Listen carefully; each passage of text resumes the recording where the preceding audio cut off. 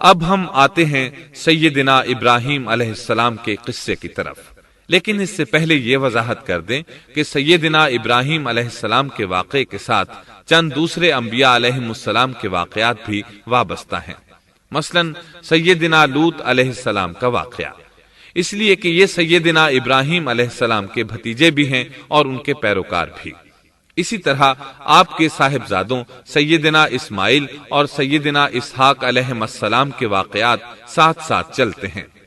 اس کی وجہ یہ ہے کہ سیدنا اسماعیل علیہ السلام کی ولادت کے وقت ابراہیم علیہ السلام کی عمر 87 سال تھی، اور سیدنا اسحاق علیہ السلام کی پیدائش کے وقت سیدنا ابراہیم علیہ السلام کی عمر 100 سال تھی، جبکہ سیدنا ابراہیم علیہ السلام کی کل عمر 175 سال ہوئی، اس لیے ان کے واقعات ساتھ ساتھ چلتے ہیں۔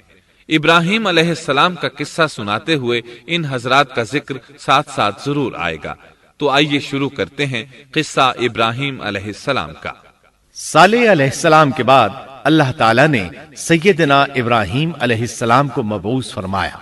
ابراہیم علیہ السلام جد الانبیاء ہیں، عظیم المرتبت اور اولو العزم پیغمبر ہیں۔ آپ کے والد کا نام طارق تھا، جبکہ اس کا لقب آزر تھا۔ آزر مدد کرنے والے کو کہتے ہیں۔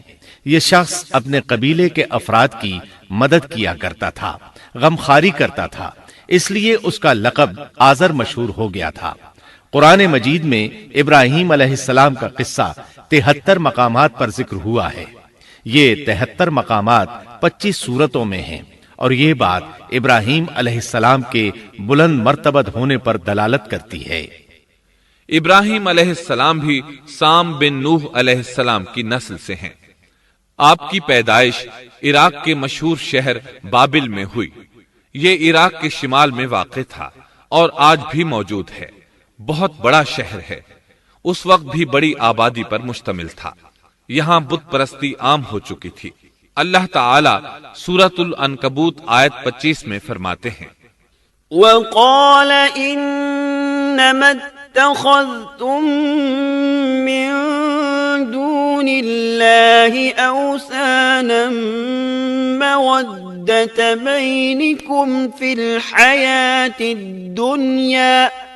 ابراہیم نے کہا کہ تم نے جن بتوں کی پرستش اللہ کے سوا کی ہے، انہیں تم نے اپنی آپس کی دنیاوی دوستی کے بنا پر معبود ٹھہرا لیا ہے۔ مطلب یہ کہ وہ لوگ اللہ کی عبادت بتوں کو اللہ کا شریک ٹھہرا کر کرتے تھے۔ ابراہیم علیہ السلام نے اپنے باپ سے اور اپنی قوم سے کہا کہ یہ مورتیاں جن کے تم مجاور بنے بیٹھے ہو کیا ہیں؟ انہوں نے جواب دیا، ہم نے اپنے باپ دادوں کو انہی کی عبادت کرتے پایا ہے۔ اللہ تعالیٰ ان کے بارے میں فرماتے ہیں، اے نبی، انہیں ابراہیم علیہ السلام کا قصہ سنا دو، جبکہ انہوں نے اپنے باپ اور اپنی قوم سے فرمایا، تم کس کی عبادت کرتے ہو؟ کہنے لگے، بتوں کی، ہم تو برابر ان کے مجاور بنے بیٹھے ہیں۔ ابراہیم علیہ السلام نے فرمایا، جب تم انہیں پکارتے ہو تو کیا وہ سنتے بھی ہیں یا تمہیں نفع اور نقصان پہنچا سکتے ہیں؟ انہوں نے کہا، یہ ہم کچھ نہیں جانتے، ہم نے تو اپنے باپ دادوں کو اسی طرح کرتے پایا ہے۔ مطلب یہ کہ یہ بت پرستی انہیں ورثے میں ملی تھی۔ وہ جن معبودوں کی عبادت کرتے تھے، نہ وہ ان کی پکار کو سنتے تھے، نہ ہی ان کے نفع و نقصان پر قادر تھے۔ اسی لیے ابراہیم علیہ السلام انہیں جھنجھوڑ رہے تھے، لیکن اندھی تقلید اور بشری عقل کے بیکار ہو جانے نے انہیں یہ سب سوچنے سے عاری کر دیا تھا۔ اللہ تعالیٰ نے ابراہیم علیہ السلام کی خصوصی رہنمائی فرمائی تھی، جیسا کہ سورۃ الانبیاء آیت 51 میں ہے، وَلَقَدْ آتَيْنَا إِبْرَاهِيمَ رُشْدَهُ مِن قَبْلُ وَكُنَّا بِهِ عَالِمِينَ۔ اور ہم نے ابراہیم کو پہلے سے ہدایت عطا فرما دی تھی اور ہم اسے جانتے تھے۔ ابراہیم علیہ السلام نے کبھی ایک لمحے کے لیے بھی بتوں کی پوجا نہیں کی تھی۔ آپ نے اپنی قوم کو بتوں کی پوجا کرتے دیکھا تو انہیں ملامت کی، ایک اللہ کی طرف دعوت دی، اور اس دعوت کی ابتدا انہوں نے اپنے باپ سے کی۔ اللہ تعالیٰ سورہ مریم میں فرماتے ہیں، اے نبی، کتاب میں ابراہیم کا ذکر کر، بے شک وہ سچا نبی تھا۔ جب اس نے اپنے باپ سے کہا، اے میرے باپ، بے شک مجھے وہ علم عطا ہوا ہے جو تمہیں حاصل نہیں، اس لیے میری اطاعت کریں، میں آپ کو سیدھا راستہ دکھاؤں گا۔ اے میرے باپ، شیطان کی عبادت نہ کریں، بے شک شیطان اللہ کا نافرمان ہے۔ ان بتوں کی عبادت گویا شیطان کی عبادت ہے، اس لیے آپ نے ان معبودوں کو شیطان سے تعبیر کیا۔ فرمایا، اے میرے باپ، بے شک مجھے خوف ہے کہ تم پر اللہ کا عذاب آئے، پھر تم شیطان کے ساتھی ہو جاؤ۔ باپ نے ان کی بات سن کر کہا، اے ابراہیم، کیا تو میرے معبودوں سے پھرا ہوا ہے؟ البتہ اگر تو باز نہ آیا تو میں تجھے سنسار کر دوں گا، اور تو مجھ سے ایک مدت تک دور ہو جا، یعنی مجھ سے اتنا دور ہو جا کہ کبھی مجھے نظر نہ آئے۔ ابراہیم علیہ السلام نے اپنے باپ پر نرمی اور مہربانی کرتے ہوئے ان سے کہا، آپ پر سلامتی ہو، میں اپنے رب سے آپ کے لیے بخشش طلب کرتا رہوں گا۔ لیکن جب بعد میں ان پر واضح ہو گیا کہ وہ تو اللہ کا دشمن ہے، تو ابراہیم علیہ السلام اس سے بے تعلق ہو گئے۔ سورہ توبہ آیت 114 میں اللہ فرماتے ہیں، وما كان استغفار إبراهيم لأبيه إلا عن موعدة وعدها إياه فلما تبين له أنه عدو لله تبرأ منه ان ابراہیم لأواہ حلیم۔ اور ابراہیم کا اپنے والد کے لیے بخشش طلب کرنا ایک وعدے کی وجہ سے تھا جو وہ اس سے کر چکے تھے، لیکن جب انہیں معلوم ہو گیا کہ وہ اللہ کا دشمن ہے تو اس سے بیزار ہو گئے۔ بے شک ابراہیم بڑے نرم اور تحمل والے تھے۔ کسی ایماندار کے لیے جائز نہیں کہ وہ کسی کافر کے لیے دعائے مغفرت کرے، بلکہ مومن پر حرام ہے کہ وہ کسی کافر یا عیسائی وغیرہ کے لیے مغفرت طلب کرے یا اس سے یہ کہے کہ اللہ تجھ پر رحم کرے۔ ابراہیم علیہ السلام کے والد نے انہیں دھمکی دی تھی کہ اگر تم اس دعوت سے باز نہ آئے تو میں تمہیں سنسار کر دوں گا۔ اس کے جواب میں ابراہیم علیہ السلام اپنے والد کے ساتھ انتہائی شفقت سے پیش آئے اور اس سے کہنے لگے، میں آپ کے لیے اپنے رب سے استغفار کرتا رہوں گا، اس لیے کہ آپ اپنے والد پر بے حد مہربان تھے۔ اسی لیے اللہ تعالیٰ بھی ابراہیم علیہ السلام پر بے حد مہربان تھے، اور آپ کا لقب خلیل الرحمن رکھ دیا گیا۔ خلت محبت کا وہ انتہائی درجہ ہے جس کے ساتھ دل محبت سے بھر جاتا ہے، یعنی وہ بہت سے لوگوں سے بڑھ کر اللہ تعالیٰ کو محبوب تھے۔ والد کے سخت جواب کے بعد ابراہیم علیہ السلام نے ان سے علیحدگی اختیار کر لی اور انہیں مخاطب کر کے فرمایا، میں تمہیں چھوڑتا ہوں اور جنہیں تم اللہ کے سوا پکارتے ہو ان کو بھی چھوڑتا ہوں، میں اپنے رب کو پکاروں گا، مجھے امید ہے میں اپنے رب کو پکار کر محروم نہیں رہوں گا۔ آپ اللہ کے پیارے اور پسندیدہ نبی تھے۔ جب آپ نے اپنی قوم کو توحید کی دعوت دی اس وقت آپ نوجوان تھے، آپ کی عمر 16 سال تھی۔ ساتھ میں آپ اس بات پر غور و فکر بھی کرتے کہ آخر یہ لوگ بتوں کی پوجا کیوں کرتے ہیں۔ آپ کا دل ان کے شرک پر بہت کوڑتا۔ آخر آپ نے مصمم ارادہ کر لیا کہ اس شر اور فساد کی جڑ کو کاٹ کر رہیں گے، یعنی ان بتوں کو توڑ کر رہیں گے۔ آپ اپنی قوم کو بتوں کو توڑ دینے کی دھمکی دیتے رہے۔ اس دھمکی کا ذکر اللہ تعالیٰ نے سورۃ الانبیاء آیت 57 میں کیا ہے، وَتَاللَّهِ لَأَكِيدَنَّ أَصْنَامَكُمْ بَعْدَ أَن تُوَلُّوا مُدْبِرِينَ۔ اور اللہ کی قسم میں تمہارے بتوں کا علاج کروں گا جب تم پیٹھ پھیر کر جا چکے ہوگے۔ یہ بات ابراہیم علیہ السلام نے پوشیدہ نہیں اعلانیہ کہی تھی۔ آخر انتظار کا وقت ختم ہوا، عید کا دن آ پہنچا۔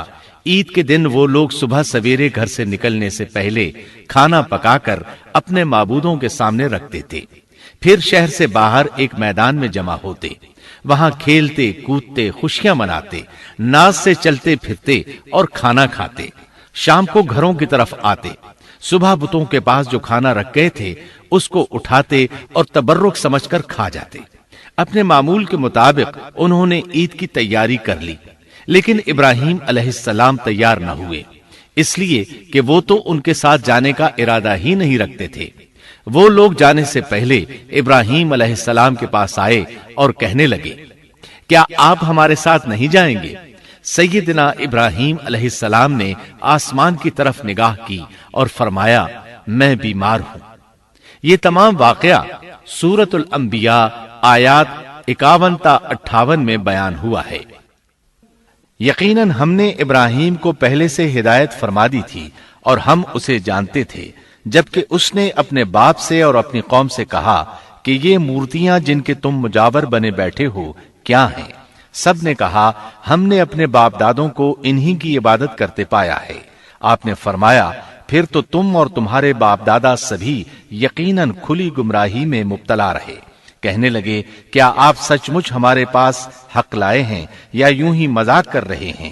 آپ نے فرمایا، نہیں نہیں، در حقیقت تم سب کا پروردگار تو وہ ہے جو آسمان و زمین کا مالک ہے، جس نے انہیں پیدا کیا ہے۔ میں تو ایسی بات کا گواہ اور قائل ہوں، اور اللہ کی قسم میں تمہارے ان معبودوں کا علاج تمہاری غیر موجودگی میں کروں گا۔ پس اس نے ان سب کے ٹکڑے کر دیے، البتہ صرف بڑے بت کو چھوڑ دیا۔ یہ اس لیے کیا کہ وہ سب اس کی طرف لوٹے۔ ابراہیم علیہ السلام نے لوگوں کے ساتھ عیدگاہ جانے سے انکار کیا اور عذر پیش کیا کہ وہ بیمار ہیں۔ وہ لوگ آپ کو چھوڑ کر چلے گئے۔ بعد میں ابراہیم علیہ السلام ان بتوں کے پاس گئے، دیکھا کہ ان کے سامنے کھانا پڑا ہے۔ چونکہ سب لوگ کھانا لائے تھے اس لیے یہ کھانا بہت زیادہ تھا، لیکن ان جھوٹے معبودوں نے اسے کھانا تو درکنار اس کو چھوا تک نہ تھا۔ ابراہیم علیہ السلام نے انہیں مخاطب کر کے کہا، یہ اتنا کھانا تمہارے سامنے پڑا ہے، تم اس کو کھاتے کیوں نہیں؟ تمہیں کیا ہو گیا کہ بات تک نہیں کرتے؟ پھر پوری قوت سے دائیں ہاتھ سے کلہاڑا مار کر ان کے ٹکڑے ٹکڑے کر دیے، لیکن بڑے بت کو چھوڑ دیا تاکہ سب اسی کی طرف رجوع کریں۔ تمام چھوٹے بتوں کو توڑ کر کلہاڑا اس بڑے بت کے کندھے پر رکھ دیا۔ مشرکین میلے سے لوٹے تو دیکھا ان کے سارے معبود اوندھے منہ ٹوٹے پھوٹے پڑے ہیں۔ ان کے تمام معبودوں کو توڑ دیا گیا تھا۔ وہ حیران رہ گئے کہ یہ کیسے ہو گیا، کس نے کیا؟ کہنے لگے، یہ کام کس ظالم کا ہے؟ اس نے ہمارے معبودوں کی توہین کی ہے۔ اس وقت جن لوگوں نے ابراہیم علیہ السلام کا وہ کلام سنا تھا انہیں ان کا خیال آ گیا۔ کہنے لگے، وہ نوجوان جس کا نام ابراہیم ہے اسے ہم نے اپنے بتوں کی مذمت کرتے سنا ہے۔ اللہ کی قدرت کہ ابراہیم علیہ السلام کا جو مقصد تھا وہ خود بخود پورا ہو رہا تھا۔ قوم کے لوگ مشورہ کر رہے تھے کہ سب کو جمع کرو اور اسے بلاؤ، پھر اسے سزا دو۔ چنانچہ تمام اہل باطل چھوٹے بڑے جمع ہو گئے۔ کارروائی شروع ہو گئی۔ کہنے لگے، اے ابراہیم، ہمارے معبودوں کے ساتھ یہ لغو حرکت تو نے کی ہے۔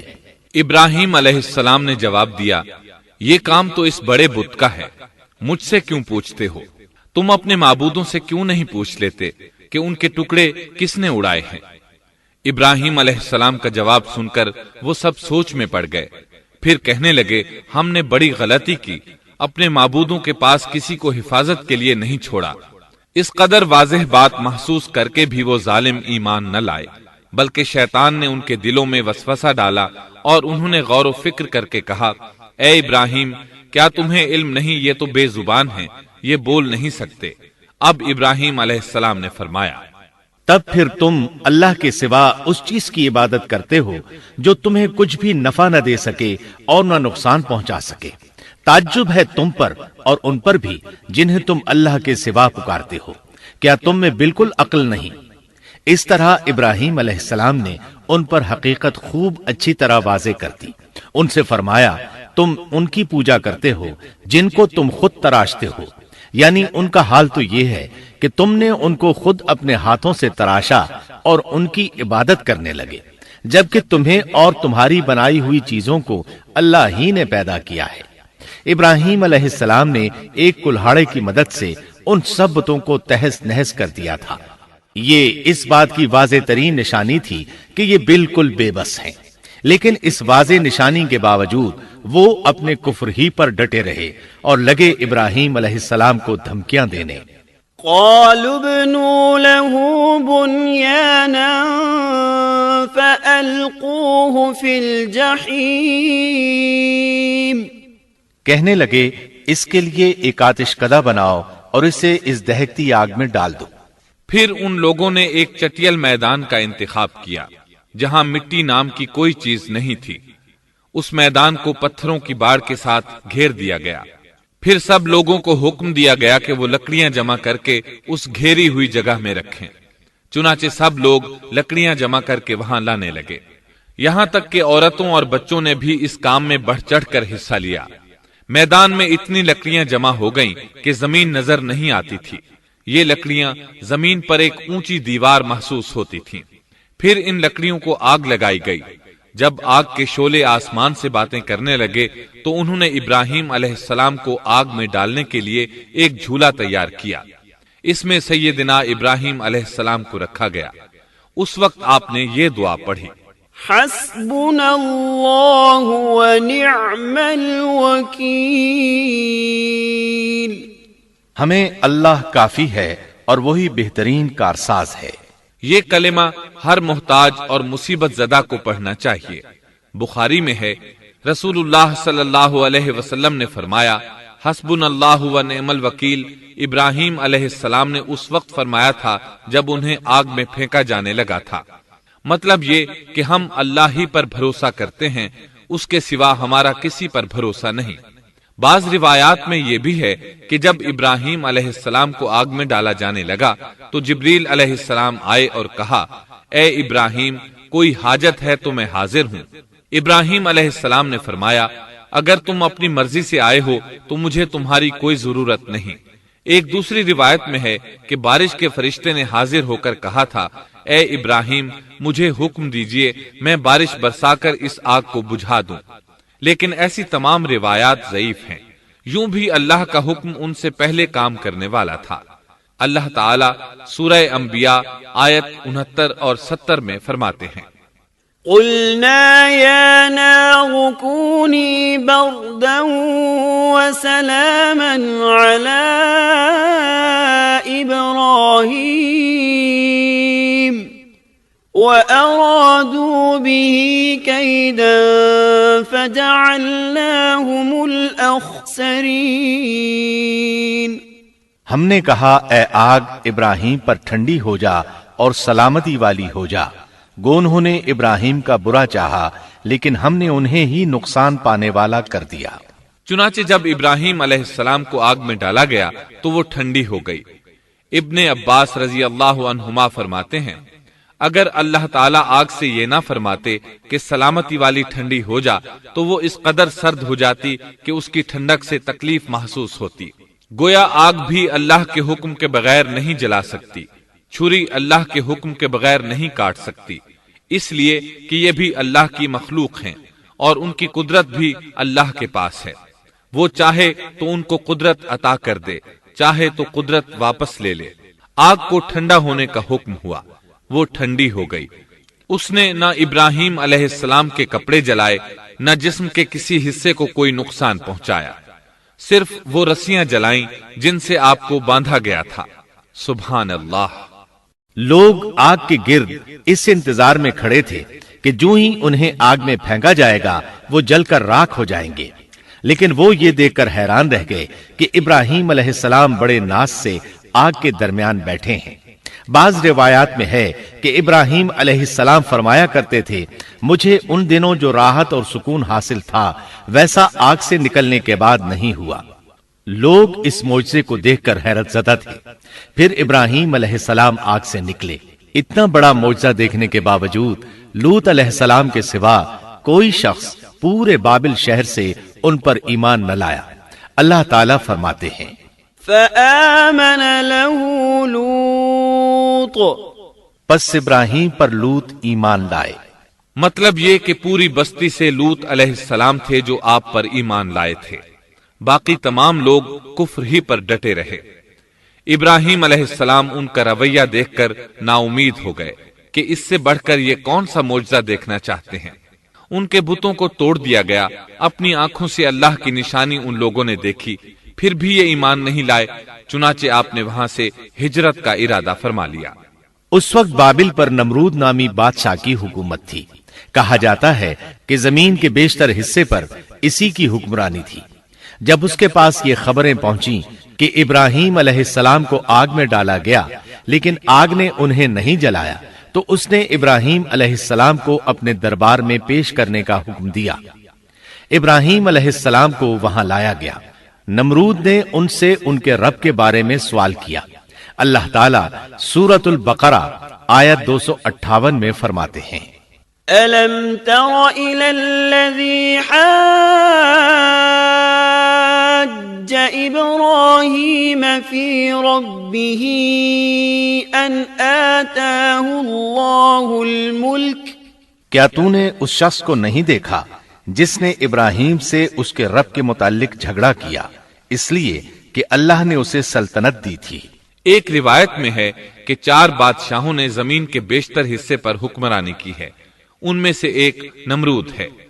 نمرود اپنے وقت کا حاکم و بادشاہ تھا۔ ابراہیم علیہ السلام سے جب اس کی اللہ تعالیٰ کے بارے میں بات چیت ہوئی تو ابراہیم علیہ السلام نے کہا، میرا رب وہ ہے جو زندہ کرتا ہے اور مارتا ہے۔ جواب میں اس نے کہا، میں بھی زندہ کرتا ہوں اور مارتا ہوں۔ چنانچہ اس نے حکم دیا کہ جیل سے 2 آدمیوں کو لے آؤ۔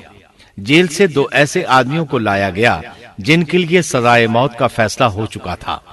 اس نے ان میں سے ایک کے قتل کا حکم دیا، دوسرے کو معاف کر دیا۔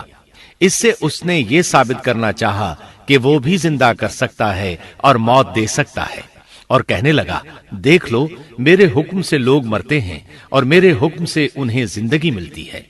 اس کی بات سن کر ابراہیم علیہ السلام نے غور کیا کہ اگر وہ اس سے موت و حیات کے باریک فلسفے پر بحث کریں گے تو نمرود کا مقصد پورا ہو جائے گا اور میرا مقصد پورا نہیں ہو پائے گا۔ اس لیے بحث و مباحثے کی بجائے کوئی مضبوط دلیل پیش کر دی جائے تاکہ حق و باطل کے درمیان فرق واضح ہو جائے۔ چنانچہ آپ نے فرمایا، بے شک اللہ سورج کو مشرق سے لاتا ہے، تو اس کو مغرب سے لے آ۔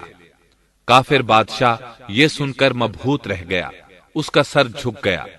اللہ تعالیٰ فرماتے ہیں، تب وہ کافر حیران رہ گیا اور اللہ نا انصافوں کو سیدھی راہ نہیں دکھاتا۔ ان تمام باتوں کے بعد نمرود کو یہ معلوم کرنے کی ضرورت نہیں رہی کہ ابراہیم علیہ السلام آگ سے کیسے نجات پا گئے، کیونکہ حقیقت اس پر آشکار ہو چکی تھی۔ وہ جان گیا تھا کہ اصل معاملہ کیا ہے۔ چنانچہ اس نے ابراہیم علیہ السلام سے کہا، آپ اس ملک سے نکل جائیے، ہم آپ کو یہاں نہیں رہنے دیں گے۔ ابراہیم علیہ السلام نے عراق کو خیر بات کہا اور شام کی طرف ہجرت کر گئے۔ یہاں آ کر وہ حران نامی بستی میں مقیم ہوئے۔ اسی جگہ آپ نے اپنے چچا ہاران کی بیٹی سیدہ سارہ علیہ السلام سے شادی کی۔ اللہ تعالیٰ اس ہجرت کے بارے میں فرماتے ہیں، وَنَجَّيْنَاهُ وَلُوطًا إِلَى الْأَرْضِ الَّتِي بَارَكْنَا فِيهَا لِلْعَالَمِينَ۔ اور ہم اسے یعنی ابراہیم اور لوط کو بچا کر اس زمین کی طرف لے آئے جس میں ہم نے جہان کے لیے برکت رکھی تھی۔ جب آپ حران کے مقام پر پہنچے تو وہیں ٹھہر گئے، وہیں رہنے لگے۔ یہاں آ کر آپ کا شمار بنو حران میں ہونے لگا۔ آپ لوگوں کو اسی شہر میں رہنے کی دعوت دیتے۔ اس شہر کے لوگ بتوں کی پوجا نہیں کرتے تھے بلکہ ستاروں کو پوجتے تھے۔ ابراہیم علیہ السلام نے جب ان کی یہ حالت دیکھی تو ارادہ کر لیا کہ ان لوگوں کو بتائیں گے کہ ستاروں کی عبادت کرنا باطل ہے۔ یہ لوگ چونکہ نجوم پرست تھے اس لیے ان کی عبادت کا وقت رات کو ہوتا تھا، اور یہ لوگ رات کے وقت عبادت کرتے تھے کیونکہ ان کے معبود یعنی ستارے رات ہی کو طلوع ہوتے ہیں۔ چنانچہ ابراہیم علیہ السلام انہیں یہ دکھانے کے لیے کہ ان چیزوں کی عبادت باطل ہے ایک دن ان کے ساتھ نکلے۔ اللہ نے آسمان کے دروازے کھول دیے تو ابراہیم علیہ السلام نے چاند، ستاروں، سیاروں اور آسمان و زمین کی سلطنت کو دیکھا۔ اللہ تعالیٰ نے ابراہیم علیہ السلام سے تمام پردے ختم کر دیے جو عام طور پر لوگوں کی آنکھوں پر ہوتے ہیں۔ اور انہوں نے وہ کچھ دیکھا جسے آج کی رصد گاہیں بھی نہیں دیکھ سکتی۔ اللہ تعالی سورۃ الانعام آیت 75 میں فرماتے ہیں، وَكَذَلِكَ نُرِي إِبْرَاهِيمَ مَلَكُوتَ السَّمَاوَاتِ وَالْأَرْضِ وَلِيَكُونَ مِنَ الْمُوقِنِينَ۔ اور اسی طرح ہم نے ابراہیم کو آسمان اور زمین کی سلطنت کا مشاہدہ کرا دیا تاکہ وہ یقین کرنے والوں میں سے ہو جائے۔ بعض مفسرین نے لکھا ہے کہ یہ سب کچھ اللہ تعالیٰ نے ابراہیم علیہ السلام کو اس لیے دکھایا تھا کہ وہ ستاروں کی پرستش کرتے تھے، پھر اللہ تعالیٰ نے اپنی عبادت کی طرف ان کی رہنمائی فرمائی۔ جن مفسرین نے یہ بات لکھی وہ غلطی پر ہیں، کیونکہ ایک جلیل القدر رسول کے متعلق ایسا گمان کرنا کبیرہ گناہ ہے۔ آسمان اور زمین کی سلطنت اور دیگر معجزات دکھانے کے بعد اللہ تعالیٰ فرماتے ہیں، آسمان اور زمین کی پیدائش یقیناً انسان کی پیدائش سے بہت بڑا کام ہے۔ اللہ تعالیٰ ایک دوسرے مقام پر فرماتے ہیں، آسمان اور زمین میں بہت سی نشانیاں ہیں جن سے یہ منہ موڑ کر گزر جاتے ہیں۔ ابراہیم علیہ السلام حران شہر کے ستارہ پرستوں کو لے کر ایک رات نکلے۔ اچانک ایک ستارہ طلوع ہوا، اس کی چمک دمک بہت تھی، شکل صورت کے لحاظ سے بھی بہت خوبصورت تھا۔ اس وقت ابراہیم علیہ السلام نے بطور مذاق کہا، یہ میرا رب ہے۔ لیکن جب وہ ستارہ کچھ دیر بعد چھپ گیا تو کہنے لگے، یہ تو غروب ہو گیا، یہ رب کیسے ہو سکتا ہے؟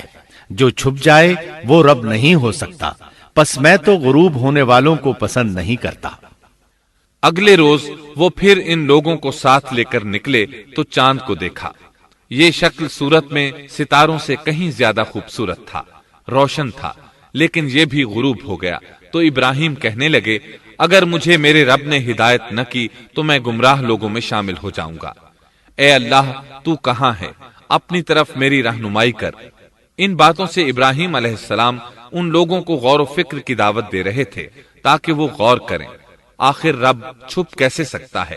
اگر چاند رب ہے اور دن کے وقت کسی کو اپنے معبود کی حاجت ہوگی تو وہ کیا کرے گا؟ لہذا چاند کسی صورت رب نہیں ہو سکتا۔ پھر جب دن چڑھا اور سورج طلوع ہوا تو کہنے لگے، یہ میرا رب ہے، یہ تو سب سے بڑا ہے۔ پھر لوگوں کو مخاطب کر کے کہنے لگے، تم رات کو چھوٹے چھوٹے ستاروں کی پوجا کرتے ہو، کیوں نہ تم اتنے بڑے ایک ہی رب کی پوجا کر لو۔ لیکن جب وہ بھی غروب ہو گیا تو کہنے لگے، یقیناً میں تمہارے شرک سے بیزار ہوں، یہ معبود کیسے ہو سکتے ہیں؟ ان میں تو تبدیلی آتی رہتی ہے، کبھی طلوع ہوتے ہیں کبھی غروب ہوتے ہیں۔ یہ اس بات کی دلیل ہے کہ یہ مخلوق ہیں اور ان کا خالق کوئی اور ہے جس کے حکم کے یہ تابع ہیں۔ جب یہ خود مخلوق ہیں اور کسی اور کے تابع ہیں تو کسی کو نفع نقصان پہنچانے پر کس طرح قادر ہو سکتے ہیں؟ پھر اپنی قوم کو مخاطب کر کے کہنے لگے، میں اپنا رخ اس کی طرف کرتا ہوں جس نے آسمانوں کو یکسو ہو کر پیدا کیا، اور میں شرک کرنے والوں میں سے نہیں ہوں۔ اب بھی وہ اپنی بات پر اڑے رہے۔ تب آپ نے فرمایا، تم مجھ سے اللہ کے بارے میں جھگڑ رہے ہو، مجھے تو اللہ راہ دکھا چکا ہے اور اس نے مجھے دلیل عطا فرمائی ہے۔ میں یقیناً جانتا ہوں کہ تمہارے تمام معبود بے بس اور بے طاقت ہیں۔ جاؤ، تم سے اور تمہارے ان معبودوں سے جو ہو سکے کر لو، میرے رب کی مرضی کے بغیر کچھ بھی نہیں ہو سکتا۔ میرے رب نے ہر چیز کے علم کو اپنے گھیرے میں لے رکھا ہے، کیا پھر بھی تم نصیحت حاصل نہیں کرو گے؟ اور میں تمہارے معبودوں سے خوف کیوں کھاؤں؟ تم اللہ سے نہیں ڈرتے؟ ان کو اللہ کا شریک ٹھہرا رہے ہو۔ اللہ نے اس کی کوئی دلیل نازل نہیں کی۔ اگر تم میں صحیح علم ہے تو تم ہی بتلا دو کہ ہم دونوں جماعتوں میں سے امن کا زیادہ حقدار کون ہے؟ امن انہی کے لیے ہے جو ایمان لانے کے بعد دین کو شرک سے خلط ملط نہیں کرتے۔ حقیقت میں ہدایت یافتہ وہی لوگ ہیں۔ یہی ہمارے وہ دلائل تھے جو ہم نے ابراہیم علیہ السلام کو ان کی قوم کے مقابلے میں عطا کیے تھے، اور ہم جسے چاہیں مرتبے میں بڑھا دیں۔ بے شک تیرا رب بڑی حکمت والا ہے۔ ان لوگوں نے پھر بھی کفر ہی کیا، کوئی بھی ایمان نہ لایا۔ چنانچہ ابراہیم علیہ السلام نے ایک بار پھر ہجرت کی اور مصر جا پہنچے۔ مصر کے بادشاہ کو خبر ملی کہ ایک شخص ہجرت کر کے آیا ہے اور اس کے ساتھ ایک عورت ہے، وہ بہت زیادہ حسین و جمیل ہے۔ چنانچہ اس ظالم نے اپنے کارندوں کو بھیجا کہ اس عورت کو میرے پاس لے آؤ، ساتھ ہی اس سے پوچھنا کہ تمہارے ساتھ جو آدمی ہے وہ کون ہے، اگر وہ اس کا خاوند ہو تو اسے قتل کر دینا۔ ادھر بادشاہ نے اپنے کارندوں کو حکم دیا، ادھر اللہ نے ابراہیم علیہ السلام کی طرف وحی بھیج دی۔ انہوں نے سارا علیہ السلام سے کہا، اگر وہ تجھ سے میرے بارے میں پوچھیں تو بتا دینا تم میری بہن ہو۔ پھر سارا سے بولے، اے سارا، روئے زمین پر میرے اور تیرے سوا کوئی مومن نہیں، یعنی یہ کافروں کی سرزمین ہے، یہاں کوئی مومن نہیں، اس لحاظ سے تم میری دینی بہن ہو۔ پھر بادشاہ نے ابراہیم علیہ السلام کو پیش کرنے کا حکم دیا۔ اس نے آپ سے پوچھا، یہ عورت کون ہے؟ آپ نے فرمایا، یہ میری بہن ہے۔ اس طرح ابراہیم علیہ السلام کی زندگی میں 3 موقع ایسے آئے کہ انہوں نے اللہ کے دین کی حمایت اور مدافعت کے لیے توریہ کیا۔ توریہ کا مطلب یہ ہے کہ واقعہ کچھ اور ہو لیکن کوئی شخص کسی خاص مصلحت کی وجہ سے اسے 2 معانی والے الفاظ کے ساتھ اس انداز میں بیان کرے کہ سننے والا اس واقعہ کو نہ سمجھ سکے بلکہ اس کا ذہن خلاف واقعہ چیز کی طرف منتقل ہو جائے۔ شریعت نے بعض مخصوص حالات میں اس کی اجازت دی ہے۔ وہ 3 مواقع جہاں ابراہیم علیہ السلام نے توریہ فرمایا، ان کی وضاحت کچھ اس طرح ہے۔ ایک یہ کہ آپ نے میلے پر نہ جانے کی غرض سے ان لوگوں سے کہا تھا کہ میں بیمار ہوں۔ دوسرے موقع پر یہ فرمایا تھا، یہ کام اس بڑے سردار بت کا ہے۔ تیسرے، سارا علیہ السلام کو دینی بہن قرار دیا۔ اس ظالم بادشاہ نے سارا علیہ السلام کو اپنی تحویل میں لے لیا۔ جب سارا علیہ السلام کو معلوم ہوا کہ وہ ایک بدکار شخص ہے تو انہوں نے اللہ تعالیٰ سے دعا کی، اے اللہ، تجھے معلوم ہے میں تجھ پر اور تیرے نبی پر ایمان لائی ہوں اور اپنے جسم کو اپنے خاوند کے سوا ہر ایک سے محفوظ رکھا ہے، لہٰذا آپ اس کافر کو مجھ پر مسلط نہ کیجیے گا۔ چنانچہ اس کافر بادشاہ نے جب سیدہ سارا کو پکڑنے کے لیے اپنا ہاتھ بڑھایا تو اس کا ہاتھ شل ہو گیا اور اپنی جگہ پر جم گیا۔ وہ لگا چیخ پکار کرنے، اس میں اتنی طاقت نہ رہی کہ اپنے ہاتھ کو حرکت دے سکے۔ اس کی آواز سن کر اس کے محافظ بھاگے ہوئے آئے، انہوں نے اس کے ہاتھ کو چھڑانا چاہا لیکن چھڑا نہ سکے۔ اس کی یہ حالت دیکھ کر سیدہ سارا خوف زدہ ہو گئیں۔ انہوں نے سوچا اگر یہ مر گیا تو لوگ کہیں گے اسے میں نے قتل کیا ہے۔ چنانچہ انہوں نے اللہ سے دعا کی کہ اسے چھوڑ دیا جائے۔ اللہ تعالیٰ نے آپ کی دعا قبول کر لی، اس کا ہاتھ ٹھیک ہو گیا، لیکن وہ ظالم پھر بھی نہ ڈرا۔ اس نے ایک بار پھر آپ کی طرف ہاتھ بڑھایا، اس کا ہاتھ پھر شل ہو گیا۔ سیدہ سارا نے پھر دعا کی، وہ دوبارہ ٹھیک ہو گیا، وہ پھر بھی باز نہ آیا۔ تیسری بار پھر اس نے ان کی طرف ہاتھ بڑھایا، اس بار بھی اس کا ہاتھ شل ہو گیا۔ اب وہ سیدہ سارا علیہ السلام سے کہنے لگا، اب کی بار اگر تو مجھے اس مصیبت سے نجات دلائے گی تو میں تجھے چھوڑ دوں گا اور کبھی تیرے آڑے نہیں آؤں گا۔ چنانچہ سیدہ سارا علیہ السلام نے اللہ تعالی سے دعا کی، وہ ٹھیک ہو گیا۔ تب اس نے اپنے کارندوں کو آواز دی اور ان سے بولا، تم میرے پاس کسی انسان کو نہیں بلکہ سرکش جن کو لائے ہو۔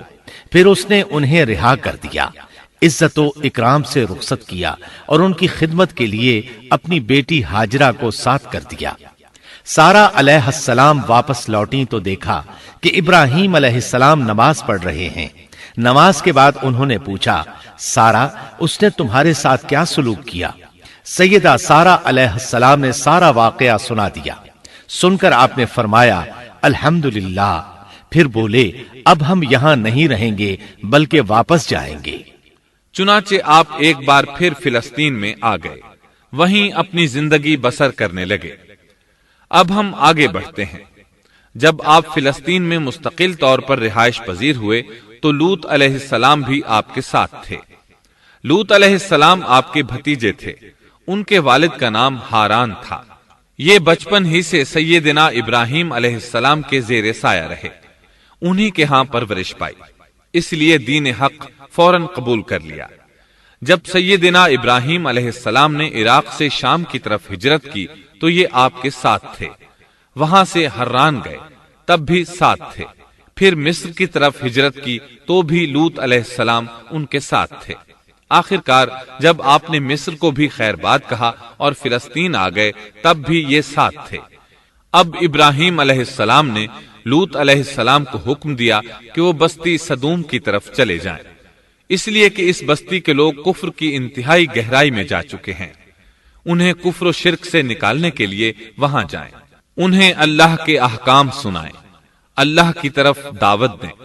چنانچہ لوط علیہ السلام تو اس طرف روانہ ہو گئے اور ادھر فلسطین میں صرف 3 مسلمان رہ گئے، ابراہیم علیہ السلام، ان کی زوجہ محترمہ سیدہ سارہ اور سیدہ ہاجرہ علیہم السلام وہیں رہائش پذیر رہے اور لوگوں کو مسلسل اللہ کی طرف دعوت دیتے رہے، یہاں یہ بے شمار مال و دولت کے بھی مالک بن گئے۔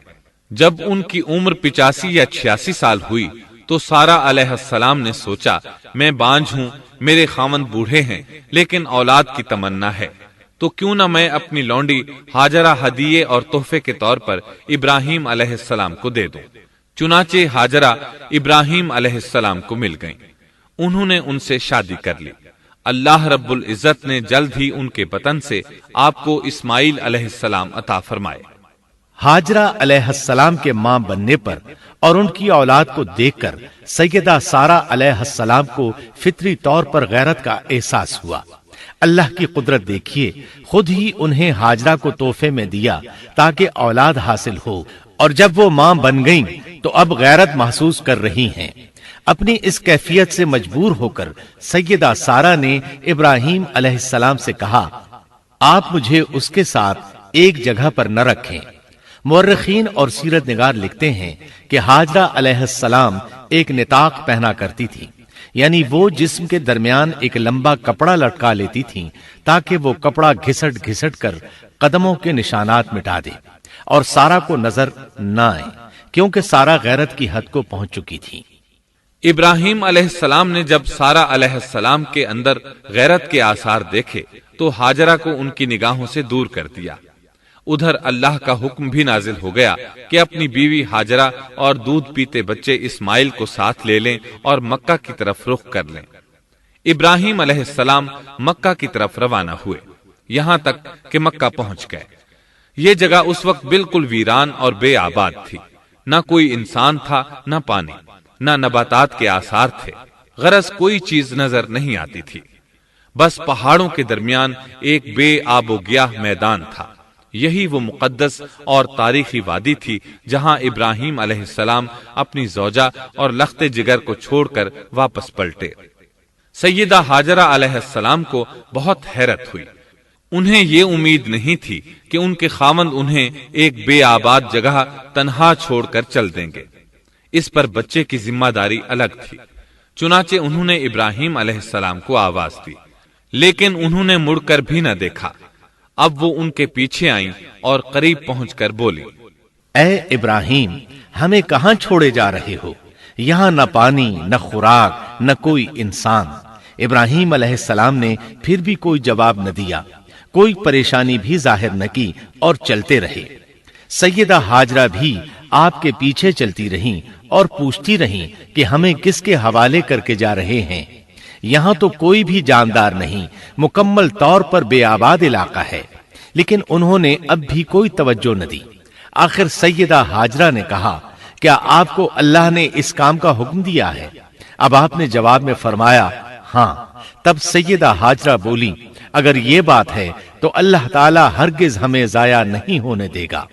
جب انسان اللہ کے احکام کو بجا لائے تو اس کے دل سے فقر و فاقے کا خوف نکل جاتا ہے اور اللہ اسے طرح طرح کے انعامات سے نوازتا ہے۔ انسان جب تک اللہ کے احکام کو بجا لاتا رہے گا تب تک اللہ کی نصرت اور اس کی تائید شامل حال رہے گی۔ چنانچہ جوں ہی ہاجرہ علیہ السلام کو پتا چلا کہ انہیں تنہا چھوڑ جانا اللہ کے حکم کی بنا پر ہے تو فوراً یقین بھرے لہجے میں بولی، تب اللہ ہمیں ضائع نہیں کرے گا۔ یہ کہہ کر وہ اپنے شیر خوار بچے کی طرف پلٹ گئیں۔ خوراک اور پانی چند دن میں ختم ہو گئے، پانی کا ایک قطرہ پاس نہ رہا۔ اب پانی کی تلاش شروع کی، لیکن اپنے لیے تو درکنار، ماں کو بیٹے کے لیے بھی پانی نہ ملا۔ نہ خوراک۔ اب بچہ لگا بھوک سے بلکنے، خوراک نہ ملنے کی وجہ سے ماں کا دودھ بھی خشک ہو گیا تھا۔ عورت کتنی بھی باحوصلہ ہو اپنے بچے کو بھوک سے بلکتے نہیں دیکھ سکتی۔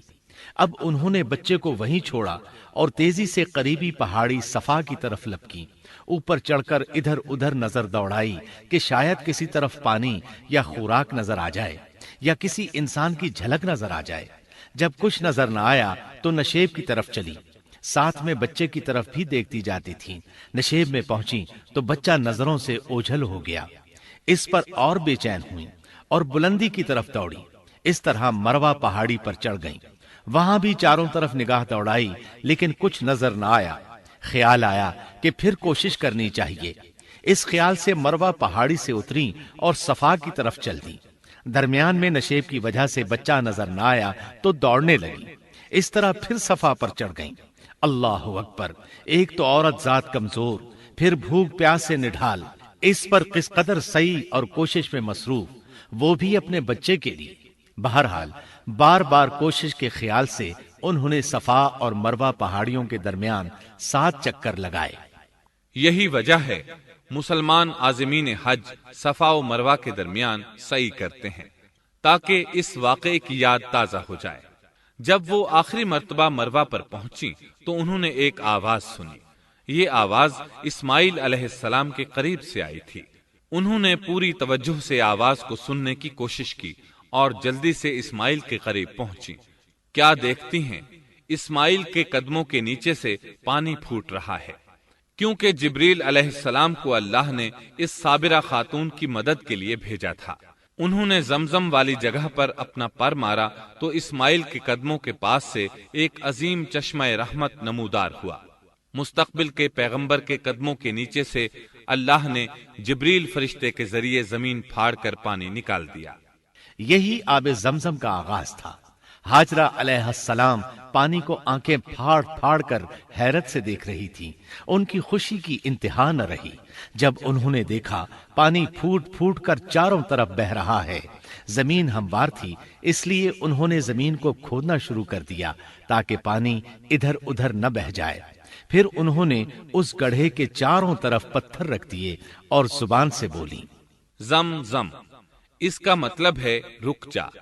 نبی اکرم صلی اللہ علیہ وسلم کا فرمان ہے، رحم اللہ اسماعیل لولا انها عجلت لكانت زمزم عینا معینا۔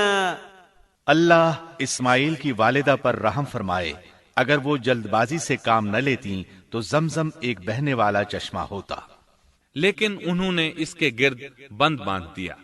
انہیں دراصل اس وقت پانی کی شدید ضرورت تھی، اس لیے انہوں نے پانی کو اپنے پاس جمع کر لیا تاکہ بہہ کر ضائع نہ ہو جائے۔ انہوں نے اسماعیل کو پانی پلایا، خود بھی خوب پیا، اور یہ اللہ تعالی کی طرف سے ان کی مہمان نوازی تھی۔ وہاں کوئی اور انسان نہیں تھا، نہ کھانے کی کوئی چیز تھی، بس یہی آب زمزم ان کے لیے کھانے اور پینے کا کام دے رہا تھا۔ اب چونکہ زمزم ایک چشمہ بن گیا تھا، اس لیے پرندے بھی آنے لگے۔ انہی دنوں عرب کے قبیلوں میں سے ایک قبیلہ بنو جرہم یمن کو خیر باد کہہ کر اس طرف آ رہا تھا۔ یمن میں ایک بہت بڑا ڈیم تھا۔ پہاڑوں کے درمیان انہوں نے پانی کو روک کر ایک بہت بڑا بند قائم کر رکھا تھا۔ اس سے پورا سال آسانی سے کھیتی باڑی کرتے تھے۔ اس ڈیم کی بدولت ان کا آب پاشی کا نظام بہت اچھا تھا۔ جب اس ڈیم کو اللہ تعالیٰ نے توڑا تو تمام لوگ وہاں سے منتشر ہو گئے اور جزیرہ عرب کے اطراف میں منتقل ہونے لگے۔ وہیں سے ہجرت کرنے والا ایک قبیلہ بنو جرہم تھا۔ یہ لوگ بنیادی طور پر عرب تھے۔ یہ قبیلہ سفر میں رہتا، جہاں کہیں پانی اور چراگاہ نظر آتے وہیں پڑاؤ ڈال دیتے۔ جب وہاں خوراک ختم ہو جاتی تو آگے سفر شروع کر دیتے۔ چونکہ وہ بہت بڑے تاجر تھے، اس بنا پر ان راستوں سے خوب واقف تھے۔ انہیں چشموں کا خوب علم تھا۔ ملک شام کی طرف بھی ان کی آمد و رفت تھی۔ یہ قبیلہ بنو جرہم مکہ کے قریب پہنچا تو فضا میں پرندوں کو منڈلاتے پایا۔ کہنے لگے ان پرندوں کی موجودگی میں ضرور کوئی راز ہے۔ اب انہوں نے اپنے کچھ آدمی اس طرف بھیجے۔ یہ لوگ جلد ہی چشمے تک پہنچ گئے۔ انہوں نے وہاں ایک عورت اور اس کے بچے کو پایا، پھر وہ لوگ ان کے پاس آئے، وہاں پڑاؤ ڈالنے کی اجازت مانگی۔ سیدہ ہاجرہ نے فرمایا، ٹھیک ہے، لیکن شرط یہ ہے کہ تمہیں اجرت ادا کرنا ہوگی۔ ان کے لیے یہ سستا سودا تھا، ان کے پورے قبیلے کو سامان زندگی مل رہا تھا، جبکہ صرف ایک عورت اور اس کے بیٹے کی ذمہ داری ان پر عائد ہو رہی تھی۔ انہوں نے فوراً حامی بھر لی اور وہاں رہائش اختیار کر لی۔ اس طرح یہ لوگ سیدہ ہاجرہ علیہ السلام کی معیشت کا ذریعہ بن گئے، اور اس طرح سیدنا اسماعیل علیہ السلام بنو جرہم میں پرورش پاتے رہے۔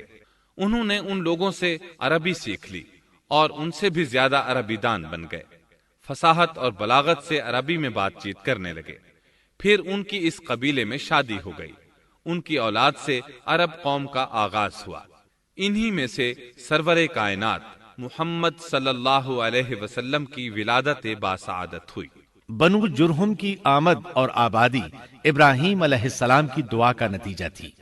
جب انہوں نے اپنی بیوی اور بچے یعنی دو کمزور انسانوں کو اس ویران جگہ چھوڑا تھا تو یہ دعا مانگی تھی، ربنا انی اسکنت من ذریتی بواد غیر ذی زرع عند بیتک المحرم۔ اے ہمارے پروردگار، میں نے اپنی کچھ اولاد اس بے آباد جنگل میں تیرے حرمت والے گھر کے پاس بسائی ہے۔ یہاں یہ سوال پیدا ہوتا ہے کہ کیا اس وقت بیت اللہ کی تعمیر ہو چکی تھی؟ درست بات یہ ہے کہ اس وقت خانہ کعبہ کی تعمیر نہیں ہوئی تھی۔ پھر سوال پیدا ہوتا ہے کہ کیا ابراہیم علیہ السلام کے زمانے سے پہلے اس کی تعمیر ہو چکی تھی یا صرف جگہ ہی معروف تھی؟ اس بارے میں دو طرح کی روایات ہیں۔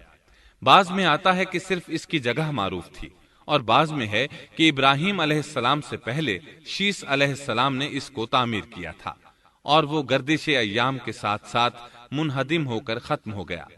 لیکن بہرحال اس کی جگہ معلوم تھی، اور وہی پہلا گھر تھا، جیسا کہ اللہ نے خبر دی ہے۔ ان اول بیت وضع للناس للذی ببکۃ مبارکا وہدی للعالمین۔ اللہ تعالیٰ نے پہلا گھر جو لوگوں کے لیے مقرر کیا تھا وہی ہے جو مکہ میں ہے، اور وہ پوری دنیا کے لیے برکت اور ہدایت والا ہے۔ ابراہیم علیہ السلام نے اللہ تعالیٰ سے یہ دعا مانگی تھی، ربنا انی اسکنت من ذریتی بواد غیر ذی زرع عند بیتک المحرم ربنا ليقيموا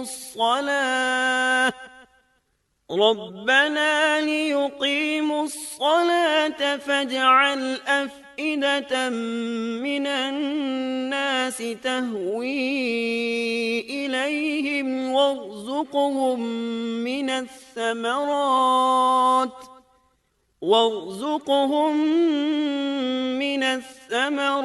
لعلهم يشكرون۔ اے ہمارے پروردگار، میں نے اپنی کچھ اولاد اس بے کھیتی کے جنگل میں تیرے حرمت والے گھر کے پاس بسائی ہے۔ اے ہمارے پروردگار، یہ اس لیے کہ وہ نماز قائم کریں، پس تو کچھ لوگوں کے دلوں کو ان کی طرف مائل کر دے اور انہیں پھلوں کی روزیاں عطا فرما تاکہ یہ شکر گزاری کریں۔ دن گزرتے رہے اور اسماعیل علیہ السلام بنو جرہم کے ماحول میں عمر کی منزلیں طے کرتے رہے، اور وہ ہوش سنبھالنے کے قریب ہو گئے۔ ابراہیم علیہ السلام ہر سال ایک دو بار اپنے گھرانے کی دیکھ بھال کے لیے چکر لگاتے تھے۔ جب اسماعیل علیہ السلام نے ہوش سنبھالا تو ایک بار پھر ایک عظیم آزمائش کا وقت آ گیا۔ ہوا یوں کہ ایک مرتبہ ابراہیم علیہ السلام مکہ تشریف لائے، ایک جگہ آرام کے لیے بیٹھے کہ نیند کی وادی میں پہنچ گئے۔ نیند میں انہوں نے خواب دیکھا کہ اپنے لخت جگر کو اپنے ہاتھ سے ذبح کر رہے ہیں، ساتھ ہی آنکھ کھل گئی۔ ابراہیم علیہ السلام جانتے تھے کہ انبیاء کرام کے خواب حقیقت ہوتے ہیں۔ اللہ کی طرف سے وحی ہوتے ہیں اور شیطان کسی صورت ان کے خواب میں نہیں آ سکتا، لہذا انہوں نے اس خواب کے مطابق عمل کرنے کا پختہ ارادہ کر لیا، کسی قسم کی پریشانی کا شکار نہ ہوئے۔ اللہ رب العزت نے اس عظیم اور تعجب خیز واقعے کا قرآن مجید میں ذکر کرتے ہوئے فرمایا، وقال إني ذاهب إلى ربي سيهدين رب هب لي من الصالحين فبشرناه بغلام حليم فلما بلغ معه السعي قال يا بني إني أرى في المنام أني أذبحك فانظر ماذا ترى۔ اور ابراہیم نے کہا میں تو ہجرت کر کے اپنے پروردگار کی طرف جانے والا ہوں، وہ ضرور میری رہنمائی کرے گا۔ اے میرے رب مجھے نیک بخت اولاد عطا فرما۔ تو ہم نے ایک بردبار بچے کی بشارت دی۔ پھر جب بچہ اتنی عمر کو پہنچا کہ اس کے ساتھ چلنے پھرنے لگا تو ابراہیم نے کہا میرے پیارے بیٹے، میں نے خواب دیکھا ہے کہ میں تجھے ذبح کر رہا ہوں، اب تو بتا تیری کیا رائے ہے؟ یہاں سوال پیدا ہوتا ہے کہ ابراہیم علیہ السلام نے اسماعیل علیہ السلام سے مشورہ کیوں لیا؟ وہ چاہتے تو اسماعیل کو سوتے میں ذبح کر دیتے، اس طرح اللہ کا حکم بجا لاتے۔ وہ بیٹے کے پاس کیوں گئے اور ان سے مشورہ کیوں لیا؟ جی ہاں، یہ مسئلہ یاد رکھنے کے قابل ہے کہ ہر مسلمان پر لازم ہے کہ وہ اپنے دوسرے مسلمان بھائی کو اجر و ثواب میں شامل کرنے کی کوشش کرے۔ ابراہیم علیہ السلام نے بیٹے کو ثواب میں شامل کرنے کے لیے انہیں اللہ کے حکم سے آگاہ کیا۔ یہ نہ چاہا کہ میں اکیلا ہی اجر لیتا رہوں، بلکہ دوسرے کی خیر خواہی کو پیش نظر رکھا۔ والدین کے لیے آپ کے اس انداز میں نصیحت موجود ہے، یہ کہ اولاد کو ثواب کے مواقع فراہم کریں، ان کی صحیح تربیت کریں۔ اگر صدقہ کرنے کا موقع ملے تو بچوں کے ذریعے صدقہ کرائیں، تاکہ انہیں بھی اللہ کے راستے میں خرچ کرنے کی عادت پڑے۔ جب کسی دینی مجلس میں بیٹھنے کا موقع ملے تو اپنی اولاد کو بھی ساتھ لے کر جائیں۔ بے شمار لوگ خود تو جاتے ہیں، اولاد کو جانے کے لیے کہتے بھی نہیں، خود دین سیکھتے ہیں، اولاد کو دین نہیں سکھاتے۔ ابراہیم علیہ السلام نے اسماعیل علیہ السلام سے رائے لی۔ سبحان اللہ، انہوں نے جواب میں فرمایا یا ابت افعل ما تؤمر، اے ابا جان آپ کو جو حکم ملا ہے کر گزریے۔ یہ نہیں کہا کہ مجھے تو حکم نہیں ہوا، بلکہ فوراً سر تسلیم خم کر دیا، اس لیے کہ وہ جانتے تھے انبیاء کا خواب حقیقت پر مبنی ہوتا ہے، اللہ کی وحی ہوتا ہے، اس لیے بالکل پریشانی ظاہر نہ کی، یہ تک نہ پوچھا مجھے کیوں ذبح کر رہے ہیں، یا میرا کیا جرم ہے، یا آپ کے پاس کون سا صریح حکم آیا ہے۔ انہوں نے ایسی کوئی بات نہ کہی۔ اللہ کی فرما برداری اسی کو کہتے ہیں۔ چنانچہ اپنے باپ سے کہا یا ابت افعل ما تؤمر ستجدنی ان شاء اللہ من الصابرین۔ اے ابا جان آپ کو جو حکم ہوا ہے اس کو کر گزریے، انشاءاللہ آپ مجھے صبر کرنے والوں میں پائیں گے۔ علماء کرام فرماتے ہیں اس جملے سے ان کا انتہائی ادب اور احترام شامل ہے، اور اس میں زبردست توکل موجود ہے۔ یہ نہیں کہا کہ آپ مجھے صبر کرنے والوں میں سے پائیں گے، بلکہ آپ نے اللہ کی مشیت کو جملے میں شامل کیا اور فرمایا انشاءاللہ آپ مجھے صبر کرنے والوں میں سے پائیں گے۔ لہٰذا مسلمانوں کو دھوکے میں نہیں پڑنا چاہیے۔ یہ نہ کہے میں سفر کروں گا، میں فلاں کام کروں گا، میں فلاں کام کے کرنے کی طاقت رکھتا ہوں، بلکہ یوں کہے اللہ نے چاہا تو میں سفر کروں گا، اللہ نے چاہا تو فلاں کام کروں گا۔ اپنے علم اور طاقت کے دھوکے میں پڑنا سراسر نادانی ہے۔ ہر چیز کا تعلق اللہ سے قائم کرے، جیسا کہ اللہ تعالیٰ فرماتے ہیں ولا تقولن لشيء إني فاعل ذلك غدا إلا أن يشاء الله اور ہرگز ہرگز کسی کام پر یوں نہ کہنا کہ میں اسے کل کروں گا مگر ساتھ ہی انشاءاللہ کہہ لینا۔ اپنی زبان کو اللہ کے ذکر سے سجا کر رکھو اور ہمیشہ اپنے معاملات کو اللہ کی طرف لوٹاؤ۔ بہرحال باپ بیٹا دونوں ہی مصمم ارادے کے ساتھ اللہ کا حکم پورا کرنے کے لیے پیش ہو گئے۔ اسماعیل علیہ السلام نے اپنے والد محترم سیدنا ابراہیم علیہ السلام سے کہا، جب آپ مجھے ذبح کرنے لگیں تو میری پیشانی کو زمین پر رکھ دیجیے گا تاکہ آپ کو میرا چہرہ نظر نہ آئے اور کہیں آپ کے ہاتھ رک نہ جائیں، چہرہ دیکھ کر آپ پر شفقت پدری غالب نہ آ جائے۔ اب ابراہیم علیہ السلام نے بیٹے کی پیشانی پکڑ کر زمین پر لٹا دیا جیسا کہ اللہ تعالی نے فرمایا۔ فلما أسلما وتله للجبين جب دونوں مطیع ہو گئے اور ابراہیم نے اسے پیشانی کے بل لٹا دیا، اب انہوں نے چھری پکڑی اور گردن پر چلا دی، لیکن چھری نے گردن نہ کاٹی، بالکل اسی طرح جیسے آگ نے ابراہیم کو نہیں جلایا تھا، اس لیے کہ چھری میں کاٹنے کی طاقت اور آگ میں جلانے کی صلاحیت اللہ کے حکم کے بغیر نہیں آ سکتی۔ اللہ نے دونوں سے یہ طاقتیں سلب کر لیں۔ اب ابراہیم زور لگا رہے ہیں، ادھر اسماعیل علیہ السلام کہہ رہے ہیں، ابا جان جلدی کیجئے، چھری چلائیے۔ اللہ تعالیٰ نے اس واقعے کا ذکر یوں فرمایا ہے، فلما أسلما وتله للجبين جب وہ دونوں مطیع ہو گئے اور ابراہیم نے اسے پیشانی کے بل لٹا دیا۔ اس مطیع ہونے سے مراد اللہ کے حکم کو نافذ کرنا ہے۔ اب ظاہر ہے مطیع تو وہ پہلے بھی تھے، لیکن یہاں اسلما یعنی مطیع ہونے سے مراد کامل اسلام ہے۔ نہایت واضح اور حقیقی اسلام مراد ہے، اس لیے کہ کامل اسلام وہی ہوتا ہے جس میں بغیر کسی تردد اور توقف کے اللہ کے امر اور نہی کی تصدیق کی جائے۔ یہ تھا حقیقی اسلام۔ ہاں تو چھری چلتی رہی، گلا نہ کٹا، اس لیے کہ امتحان اور آزمائش کی تکمیل ہو چکی تھی۔ یہ بات ثابت ہو چکی تھی کہ اللہ کا حکم نافذ کرنے میں دونوں پوری طرح کوشاں ہیں۔ اللہ تعالیٰ بھی فرما برداری ہی کا صلہ عطا فرماتے ہیں۔ چنانچہ آواز آئی، قد صدقت الرؤيا إنا كذلك نجزي المحسنين إن هذا لهو البلاء المبين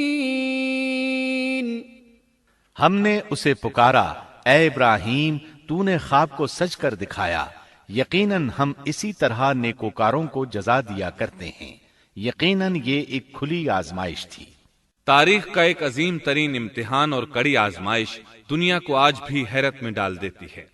کون ہے جو بیٹے کو ذبح کرنے پر تیار ہو جائے، خاص طور پر اس صورت میں جب اولاد بھی اکلوتی ہو، جس کی وجہ سے 86 سال کے بعد آنگن میں بہار آئی ہو۔ پھر اس کی قربانی کا بھی واضح حکم نہیں دیا گیا تھا، اشارتاً خواب میں رہنمائی کی گئی تھی۔ آپ کہہ سکتے تھے یہ قتل اور سنگین جرم ہے، کہہ سکتے تھے اپنے بیٹے کو کس جرم میں قتل کروں، لیکن آپ نے بغیر کسی تعامل کے سر تسلیم خم کر دیا اور اس عظیم امتحان میں کامیاب ہوئے۔ اللہ فرماتے ہیں، وَإِبْرَاهِيمَ الَّذِي وَفَّى اور ابراہیم وہ ہیں جنہوں نے وفاداری کی۔ اس آیت میں یہ نہیں بتایا گیا کہ کس چیز میں وفاداری کی، اس لیے کہ وہ تو ہر معاملے میں مکمل طور پر وفاداری کا مظاہرہ کر چکے تھے۔ آگ میں ڈالے جانے والا معاملہ، بیوی اور بچے کو لق و دق میدان میں چھوڑ آنے کا معاملہ، پھر ذبح کا امتحان، تعمیر بیت اللہ کی مشقت، غرض ہر معاملے میں وفادار تھے، حتیٰ کہ اپنا مال اللہ کے راستے میں خرچ کرنے میں اس قدر وفادار کہ ابو زیفان کے لقب سے مشہور ہو گئے۔ اس کا معنی ہے مہمان نواز۔ کسی مہمان کو دسترخوان پر اپنے ساتھ بٹھائے بغیر ایک لقمہ نہیں کھاتے تھے۔ باہر نکلتے مہمان تلاش کرتے، پھر اس کے ساتھ مل کر کھانا کھاتے۔ مہمان نہ ملتا تو سخت غمگین ہو جاتے۔ اس طرح انہوں نے اللہ کے ہر حکم کی پاسداری کی۔ ذبح والے اس امتحان کا اللہ نے انہیں کیا صلہ دیا؟ اللہ فرماتے ہیں وَفَدَيْنَاهُ بِذِبْحٍ عَظِيمٍ، ہم نے اسے عظیم ذبیحے کا بدلہ عطا کیا۔ ہاں تو ہم بتا رہے تھے، چھری نے گلا نہ کاٹا۔ ایسے میں ابراہیم علیہ السلام نے ایک آواز سنی۔ آواز پیچھے سے آئی تھی۔ انہوں نے مڑ کر دیکھا، جبریل علیہ السلام نظر آئے۔ وہ آسمان سے ایک مینڈھا لے کر آئے تھے۔ دنیا کے مینڈھوں میں سے نہیں بلکہ جنت کا مینڈھا لائے تھے۔ سیدنا عبداللہ بن عباس رضی اللہ عنہما سے روایت ہے کہ وہ مینڈھا جنت میں 40 سال تک چرتا رہا۔ سفید رنگ، کشادہ آنکھوں، خوبصورت سینگوں والا حسین و جمیل مینڈھا تھا۔ بہرحال یہ ابراہیم علیہ السلام کی وفاداری کا بدلہ تھا جو اسماعیل علیہ السلام کے فدیے میں دیا گیا، اور پوری امت مسلمہ کے لیے حکم ہو گیا کہ اللہ کی رضا کے لیے قربانی اور ہدی پیش کرتے رہیں۔ کعبے کے پاس حرم الہی میں ہر سال یہ سنت ادا کی جاتی ہے، اور ان کے ساتھ ساتھ پوری زمین کے تمام خطوں پر بسنے والے مسلمان بھی اس عظیم فرمانبرداری کی علامت کے طور پر قربانیاں پیش کرتے ہیں۔ مینڈھے کے ذکر کا مطلب یہ ہے کہ ہم سنت ابراہیمی پر گامزن ہو جائیں۔ یہ مینڈھا ہمیں اللہ کے لیے قربانی کا سبق دیتا ہے۔ ہمیں چاہیے سنت ابراہیمی کی اقتدا کرتے ہوئے ہم اپنی جانوں، اپنی اولاد اور اپنے مالوں کو اللہ کی راہ میں قربان کرنے کے لیے تیار ہو جائیں۔ اللہ تعالیٰ فرماتے ہیں وَفَدَيْنَاهُ بِذِبْحٍ عَظِيمٍ وَتَرَكْنَا عَلَيْهِ فِي الْآخِرِينَ سلام على إبراهيم كذلك نجزي المحسنين إنه من عبادنا المؤمنين۔ اور ہم نے اسے عظیم ذبیحہ عطا کیا، اور ہم نے اس کا پچھلوں میں ذکر خیر چھوڑا۔ سلامتی ہو ابراہیم پر۔ اسی طرح ہی ہم نیکوکاروں کو جزا دیتے ہیں، یقیناً وہ ہمارے مخلص بندوں میں سے تھا۔ اور اسی طرح اللہ فرماتے ہیں وَبَشَّرْنَاهُ بِإِسْحَاقَ نَبِيًّا مِّنَ الصَّالِحِينَ، اور ہم نے اسے نیکوکار نبی اسحاق کی ولادت کی خوشخبری سنائی۔ یہ خوشخبری فلسطین کی طرف واپس لوٹنے کے بعد سنائی گئی۔ ایک اکلوتے بیٹے کی قربانی کے لیے تیار ہو جانے کے صلے میں اور سارہ علیہ السلام کی عظمت اور تکریم کے مد نظر اللہ تعالی نے اسحاق کی خوشخبری سنا دی۔ یہ آیت ذبح کے واقعے کے بعد اللہ تعالی نے ذکر فرمائی ہے، اس لیے معلوم ہوا پچھلی آیات میں اسحاق کے علاوہ کسی اور بیٹے کا ذکر ہوا ہے، اور وہ اسماعیل علیہ السلام ہی تھے، جبکہ یہودی روایات میں اسحاق علیہ السلام کو ذبیح قرار دیا جاتا ہے۔ یہ بالکل غلط ہے۔ ذبح کے واقعے کے بعد اسحاق علیہ السلام کی بشارت مل رہی ہے، پھر بھلا وہ پیدا ہونے سے پہلے ہی ذبیح کیسے بن گئے؟ اس لیے یہ قطعی بات ہے کہ اسماعیل علیہ السلام ہی ذبیح ہیں۔ اس کے کئی اور بھی دلائل ہیں جن کے ذکر کرنے کا یہاں موقع نہیں۔ بہرحال اس عظیم آزمائش میں بے مثال کامیابی کے بعد ابراہیم علیہ السلام فلسطین آئے، اور 120 سال کی عمر میں اسحاق علیہ السلام کی بشارت ملی، جبکہ سارہ علیہ السلام کی عمر 90 سال تھی۔ ان پر بڑھاپا طاری ہو چکا تھا۔ ایسے میں 3 فرشتے آئے۔ وہ تو قوم لوط کی تباہی کے لیے آئے تھے۔ راستے میں اللہ کے حکم سے ابراہیم علیہ السلام اور ان کی اہلیہ سارہ کو خوشخبری سنائی، اور اس غرض کے لیے وہ انسانی شکل میں آئے تھے۔ ابراہیم علیہ السلام تو پہلے ہی بہت مہمان نواز تھے۔ انہیں دیکھ کر بہت خوش ہوئے کہ مہمان آ گئے۔ فرشتوں نے انہیں سلام کیا۔ ابراہیم علیہ السلام نے سلام کا جواب دیا۔ وہ حیرت زدہ تھے کہ یہ لوگ ان کی بستی کے رہنے والے تو ہیں نہیں، لیکن ان پر سفر کے نشانات بھی نہیں ہیں، جیسا کہ دور سے چل کر آنے والوں میں ہوتے ہیں، نہ ان کے پاس سواریاں ہیں۔ قرآن مجید میں آتا ہے قالوا سلاما قال سلام قوم منكرون۔ فرشتوں نے سلام کیا تو ابراہیم نے بھی سلام کیا اور دل میں خیال کیا یہ اجنبی لوگ ہیں۔ پھر وہ اپنی مہمان نوازی کی عادت کے مطابق انہیں اندر لے آئے، ان کے لیے کھانے کا انتظام کیا۔ اللہ تعالیٰ فرماتے ہیں وَلَقَدْ جَاءَتْ رُسُلُنَا إِبْرَاهِيمَ بِالْبُشْرَى قَالُوا سَلَامًا قَالَ سَلَامٌ فَمَا لَبِثَ أَن جَاءَ بِعِجْلٍ حَنِيذٍ۔ ہمارے بھیجے ہوئے فرشتے ابراہیم کے پاس خوشخبری لے کر آئے تو انہوں نے سلام کیا۔ ابراہیم نے سلام کا جواب دیا اور فوراً بھنا ہوا بچڑا لے آئے، اور بچڑا بھی موٹا تھا۔ ان کے سامنے کھانا پیش کیا، لیکن وہ بھلا کب کھانے کی طرف ہاتھ بڑھانے والے تھے۔ یہ دیکھ کر ابراہیم علیہ السلام نے خوف محسوس کیا کہ کہیں یہ دشمن نہ ہو۔ اس وقت فرشتوں نے کہا قالوا لا تخف إنا أرسلنا إلى قوم لوط۔ ابراہیم نہ ڈر، ہم تو قوم لوط کی طرف بھیجے گئے ہیں۔ جب انہوں نے یہ باتیں کی تو سارہ علیہ السلام پاس کھڑی تھیں، وہ ہنسنے لگی۔ وہ خوشخبری سے پہلے کیوں ہنس پڑی؟ علماء اس بارے میں کہتے ہیں کہ جب انہوں نے سنا یہ فرشتے لوط علیہ السلام کی بستی کو تباہ کرنے جا رہے ہیں تو ان کے خاتمے کی خبر سن کر وہ ہنستی۔ اس کے بعد فرشتوں نے یہ خوشخبری سنائی۔ فبشرناها بإسحاق ومن وراء إسحاق يعقوب۔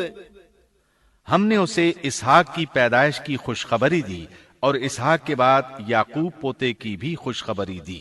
بہت جلد ہی ہم اسحاق سے تیری ویران گود کو آباد کریں گے، اور تو اپنی زندگی میں اس کے بیٹے یعقوب کو بھی دیکھ لے گی۔ اب 3 بشارتیں جمع ہو گئیں۔ بیٹا پیدا ہوگا، لمبی عمر ملے گی یعنی بیٹا جوان ہوگا، اور پھر وہ اپنے پوتے کو بھی دیکھے گی۔ اس سے بڑھ کر کیا عزت اور تکریم ہو سکتی ہے؟ اس لیے جب نبی کریم صلی اللہ علیہ وسلم سے پوچھا گیا کریم یعنی عزت والا کون ہے، تو آپ نے فرمایا کریم بن کریم بن کریم بن کریم، یعنی یوسف بن یعقوب بن اسحاق بن ابراہیم علیہ السلام۔ مطلب یہ کہ نبی بن نبی بن نبی بن نبی۔ یہ یوسف علیہ السلام کی شان ہے کہ خود بھی کریم، باپ بھی کریم، دادا بھی کریم اور پردادا بھی کریم۔ اس سے بڑھ کر عزت افزائی کیا ہو سکتی ہے؟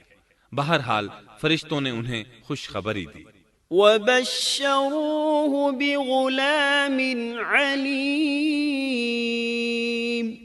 پھر انہوں نے ابراہیم کو ایک صاحب علم لڑکے کی بشارت دی۔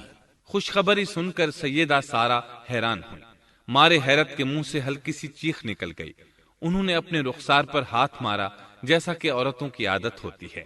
کہنے لگی ہائے افسوس، کیا میں بچہ جنوں گی حالانکہ میں بانجھ ہوں اور میرے خاوند بوڑھے ہیں؟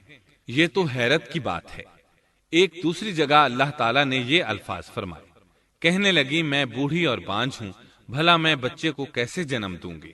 اس پر فرشتوں نے کہا تو اللہ کے حکم پر تعجب کرتی ہے، اے اہل بیت، یہ تو اللہ کی تم پر رحمت اور برکت ہے، وہ بہت بزرگ اور قابل تعریف ہے۔ دوسری آیت میں ہے انہوں نے کہا اسی طرح تیرے رب نے فیصلہ کیا ہے اور ہمیں کہا ہے، یقیناً وہ بہت حکمت والا ہے اور علم رکھنے والا ہے۔ یہ تھی اسحاق علیہ السلام کی ولادت کی خوشخبری۔ ابراہیم علیہ السلام مکے میں سیدنا اسماعیل علیہ السلام سے ملنے کے لیے آتے رہتے تھے۔ ایک روز آئے تو ان سے کہا اے میرے بیٹے، اللہ تعالیٰ نے مجھے حکم دیا ہے کہ اس مقام پر اللہ کا گھر تعمیر کرنا۔ اسماعیل علیہ السلام نے فوراً کہا میں حاضر ہوں۔ اس طرح انہوں نے کھدائی شروع کی۔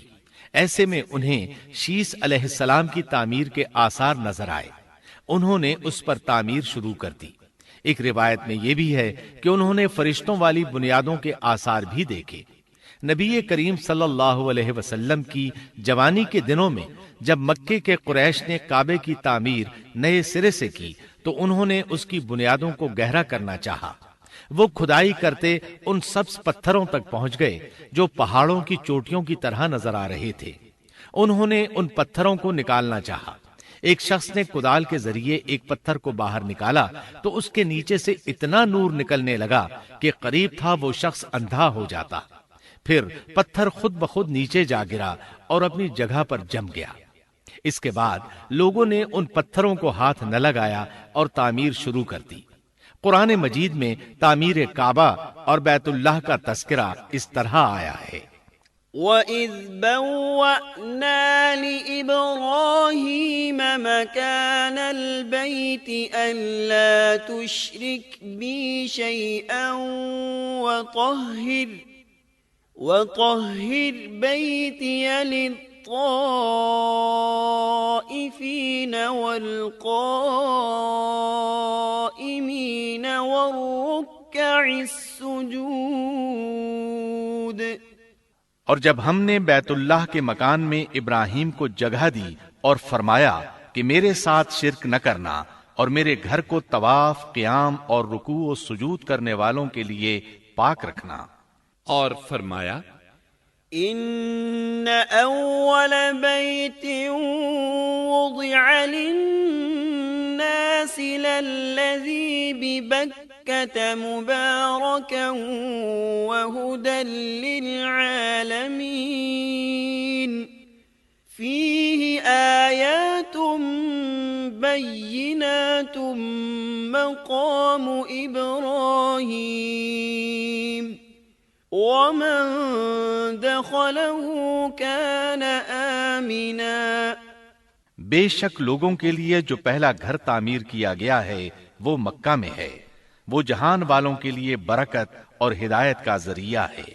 اس میں واضح نشانیاں ہیں، مثلا مقام ابراہیم، تو جو کوئی حرم میں داخل ہوگا وہ امن میں آ جائے گا۔ اور فرمایا اور یاد کرو اس وقت کو جب ابراہیم کو اس کے پروردگار نے کئی باتوں کے ذریعے آزمایا، وہ ان میں پورے اترے تو اللہ نے فرمایا میں آپ کو تمام لوگوں کا امام بنا رہا ہوں۔ ابراہیم نے کہا اے میرے رب میری اولاد میں سے بھی امام بنائیے۔ جواب میں اللہ نے فرمایا میرا امامت کا وعدہ ظالم لوگوں کے لیے نہیں ہے۔ اور اس وقت کو یاد کرو جب ہم نے بیت اللہ کو ثواب اور امن کی جگہ بنا دیا اور لوگوں نے مقام ابراہیم کو جائے نماز بنا لیا۔ ہم نے ابراہیم کو حکم دیا کہ میرے گھر کو طواف، اعتکاف، رکوع اور سجود کے لیے پاک رکھو، اور وہ وقت بھی یاد رکھو جب ابراہیم نے دعا کی اے پروردگار اس شہر کو امن والا بنا دے اور اس کے مومن بندوں کو پھلوں کا رزق عطا کر۔ اللہ تعالیٰ نے فرمایا میں کافروں کو بھی تھوڑا فائدہ دوں گا، پھر انہیں آگ کے عذاب کی طرف بے بس کر دوں گا، یہ پہنچنے کی جگہ بری ہے۔ اور وہ وقت یاد کرو جب ابراہیم اور اسماعیل بیت اللہ کی بنیادوں کو بلند کر رہے تھے اور دعا مانگ رہے تھے اے ہمارے رب ہماری محنت کو قبول فرما، تو دعا کو سننے والا جاننے والا ہے، اور ہمیں اپنا فرما بردار بنا، ہماری اولاد میں سے بھی ایک فرما بردار گروہ بنا، اور ہمیں عبادت کا طریقہ سکھا اور ہم پر رجوع فرما، کیونکہ تو ہی توبہ قبول کرنے اور رحم فرمانے والا ہے۔ اے ہمارے رب ان لوگوں میں انہی میں سے ایک رسول بھیج جو ان پر تیری آیات کی تلاوت کرے اور انہیں کتاب و حکمت سکھائے، انہیں پاک کرے، یقیناً تو غالب حکمت والا ہے۔ تعمیر کے دوران جب ابراہیم علیہ السلام اس مقام تک پہنچے جہاں آج حجر اسود ہے تو اللہ تعالیٰ نے جنت سے ایک سفید پتھر بھیجا۔ حدیث میں ہے یہ پتھر نہایت سفید تھا، اب سیاہ ہو گیا ہے۔ انسانوں کی غلطیاں اس کے سیاہ ہونے کا سبب بنی۔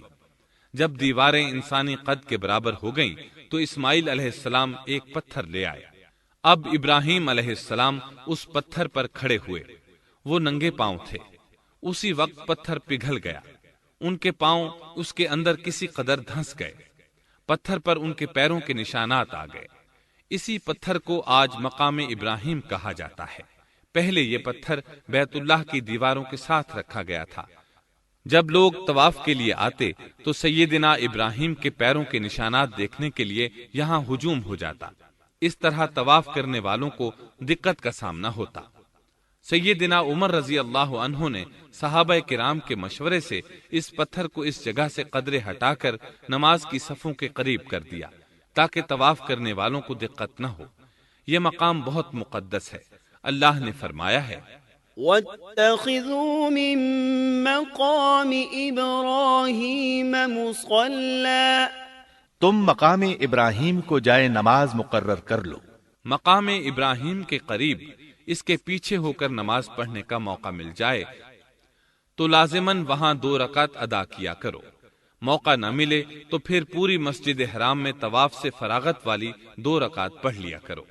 اس طرح کعبہ تعمیر ہوا، تب نیا حکم آیا، وَلِلَّهِ عَلَى النَّاسِ حِجُّ الْبَيْتِ مَنِ اسْتَطَاعَ إِلَيْهِ سَبِيلًا وَمَن كَفَرَ فَإِنَّ اللَّهَ غَنِيٌّ عَنِ الْعَالَمِينَ۔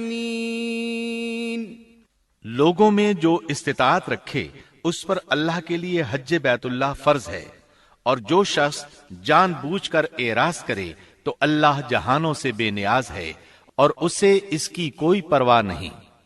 ادھر ابراہیم علیہ السلام کو اللہ تعالی کی طرف سے اشارہ ہوا، وَأَذِّن فِي النَّاسِ بِالْحَجِّ، لوگوں میں حج کا اعلان کر دیں۔